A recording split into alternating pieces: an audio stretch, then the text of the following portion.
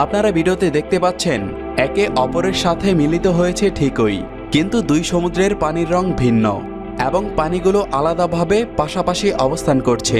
কোনো তরল পদার্থ পরস্পরের সাথে না মিশে পাশাপাশি অবস্থান করছে। ব্যাপারটি সত্যি অবাক করার মতো।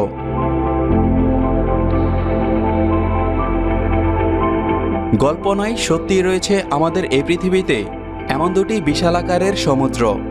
এই অদ্ভুত দৃশ্যটি দেখতে পাওয়া যায় শুধুমাত্র আলাস্কাতে। বলছি প্রশান্ত মহাসাগর ও আটলান্টিক মহাসাগরের কথা। প্রশান্ত মহাসাগরের আয়তন সমগ্র বিশ্বের 3 ভাগের 1 ভাগ। পৃথিবীর গভীরতম এই মহাসাগরে ছড়িয়ে রয়েছে বহু রহস্য এবং বিচিত্র।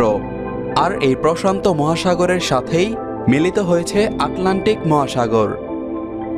দক্ষিণ আমেরিকার সর্বদক্ষিণ উপকূল থেকে দক্ষিণ মেরু পর্যন্ত প্রায় 800 মাইল এলাকা জুড়ে মিলিত হয়েছে।